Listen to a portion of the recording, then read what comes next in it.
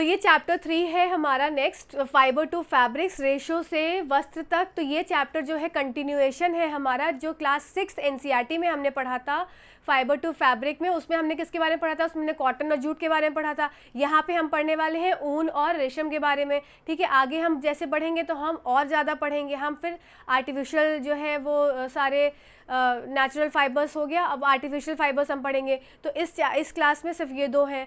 ठीक है, अच्छा आपने क्लास 6 की एनसीईआरटी अभी भी समरी नहीं देखी है तो जाकर ज़रूर देख लीजिएगा कि आपको उससे बहुत फ़ायदा मिलने वाला है। उसके कंटिन्यूएशन में ये चैप्टर है। तो चलिए आइए फटाक से इसको हम वो फटाक से ख़त्म करते हैं। तो ऊन ज़रूरी नहीं है कि भेड़ ही ऊन दे, ऊन और भी लोगों से मिल सकता है। तो देखो कैसे, याक का जो ऊन है तिब्बत और लद्दाख में वहाँ पे लोग बनाते हैं। ठीक, बकरी का ऊन, बकरी भी ऊन देती है। तो बकरी का ऊन कौन सी गोट है? अंगोरा गोट, अंगोरा गोट, अंगोरा ऊन। और ये कहाँ है? जम्मू एंड कश्मीर में। ठीक, ये बहुत इंपॉर्टेंट है, पूछा जाता है। गोट वूल मतलब बकरी का जो ऊन है वो कश्मीर में पश्मीना शॉल बनाने में हेल्प होता है। तो पश्मीना शॉल जो है वो भेड़ के ऊन से नहीं, वो बकरी के ऊन से बनता है।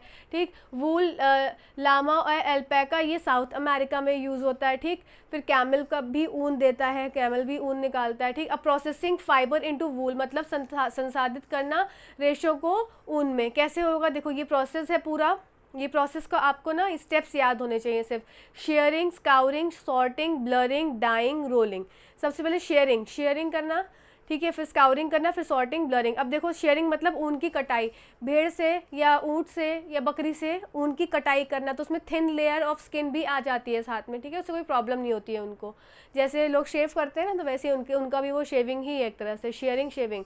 ठीक, ऊन की कटाई, रेशों को शरीर से अलग करना। फिर स्काउरिंग में क्या होता है? अभिमार्जन। इसमें क्या होता है कि जो ऊन निकाला उसको क्या है? वॉश करना, क्योंकि उसमें बहुत गंदगी लगी होती है, कहीं भी बैठ जाती है, गंदगी है, ग्रीस है, ऑयल है, डर्ट है, ये सब रिमूव हो जाता है। स्काउरिंग मतलब अभी मार्जन। ठीक, सॉर्टिंग मतलब छटाई, सॉर्ट करना। अब उससे जो कुछ तरह तरह के जो ऊन है उसको मतलब कुछ टेक्सचर जो हार्ड है, कुछ छोटे बाल हैं, कुछ बड़े बाल हैं, कुछ एकदम ऐसे गांठ सी बनी हुई, तो उस सबको क्या है? सॉर्टिंग हो गई। फिर ब्लरिंग मतलब छोटे फूलवे रेशे, मतलब आपने देखा होगा स्वेटर के ऊपर ऐसा रोआ सा आ जाता है तो उसको ब्लरिंग बोलते हैं। तो इन ऊन के मतलब शरीर के ऊपर भी कुछ ऐसा रोए से बन जाते हैं, तो उसको क्या बोलते हैं? ब्लरिंग। तो ब्लरिंग उसको उनकी छटाई करना फिर, ठीक है, उनको अलग करना।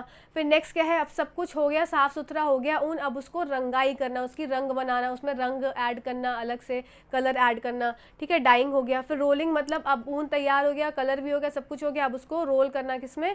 बड़े बड़े ऐसे लट्ठे से होते हैं, उसमें उसको पूरा रोल कर दिया जाता है, उसको सीधा कर करके। ठीक है, तो ये आपकी ये प्रोसेस हो गया। नेक्स्ट आता है सिल्क। सिल्क के बारे में, रेशम का जो है वो पूरी खेती होती है, रेशम पालन होता है, सेरिकल्चर जो प्रोसेस है, मतलब जिसमें कि जो रेशम के कीट है उनका पालन किया जाता है और उनसे क्या है? रेशम जो है वो प्राप्त किया जाता है। तो ये बहुत बड़ी प्रक्रिया है, बहुत बड़ा, इसके लिए बहुत बड़ा फार्म लगाया जाता है। तो इसमें देखो सबसे पहली बात है कौन सी लीफ है? ये लीफ पूछी जाती है, इसको बोलते हैं मलबरी लीफ, शहतूत की पत्तियाँ।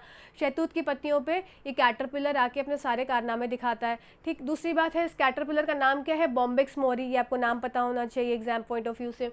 ठीक है, तो सिल्क वॉर्म जो है मलबरी लीफ हो गया। ठीक, ये सब आपको पता है। अब देखो एग, जब सिल्क वॉर्म जो है वो फीमेल जो है वो एग प्रोड्यूस करती है, एग ले करती है, एग, तो वो क्या करती है? 300 से 400 एग एक बार में निकालती है। लाइफ में एक ही बार एग निकालेगी, उसके बाद वो उसकी स्वाहा हो जाती है। ठीक है, तो एग निकालने के तुरंत बाद स्वाहा नहीं होती है, आइए देखते हैं कब स्वाहा होती है वो। तो एग जो है लाइफ में एक ही बार निकाल रही है। ठीक, तो एग क्या आ गया? कौन सी लीफ है? Mulberry leaf. अब ये एग कन्वर्ट हो जाएगा किसमें? लार्वा में।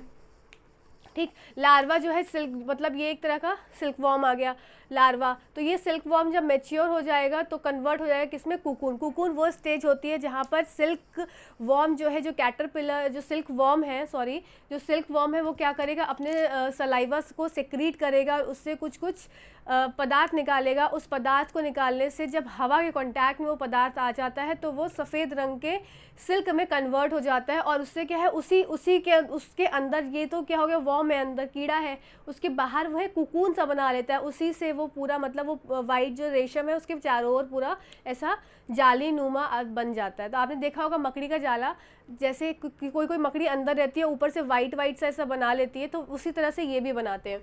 ठीक है, तो अब ये कुकून बन गया। अब कुकून ही एक ऐसी स्टेज होती है जो कि एक सिल्क वॉर्म को आगे बटरफ्लाई बनने में कन्वर्ट करने में हेल्प करेगी, और यहीं से क्या है, सिल्क भी निकाला जाता है। तो अगर देखो 2 स्टेप हो गए यहाँ से, एक तो अगर से ये कुकून जो है मेटामॉर्फोसिस हो गया, मतलब इसमें बदलाव हुआ, इसमें और मेच्योरिटी आई, और 30 से 45 दिन के बाद ये क्या होगा, ये जब मेटामॉर्फाइज हो गए अंदर, मतलब उनमें चेंज आया, तो वो कन्वर्ट हो गया किसमें, प्यूपा में, और प्यूपा से क्या बन गए, बटरफ्लाई। ठीक, और ये वापस से काम चालू रहेगा, इसका मैं भी बताती हूँ। अभी इधर क्या हो गया, अब कुकून स्टेज पे अगर उनको नहीं हटाया गया, कुकून स्टेज जब उन्होंने पूरी मैच्योर परिपक्व हो गए, उसको नहीं हटाया, तो क्या होंगे, वो वापस बटरफ्लाई में कन्वर्ट हो जाएंगे। तो इससे पहले बटरफ्लाई में कन्वर्जन से पहले क्या कर दिया जाता है, इनको पानी में डाल दिया जाता है, जिससे पानी से वो मर जाते हैं, और जो उनका सिल्क है वो निकाल लिया जाता है। ठीक है, तो ये इसी से सिल्क की इसकी फार्मिंग होती है।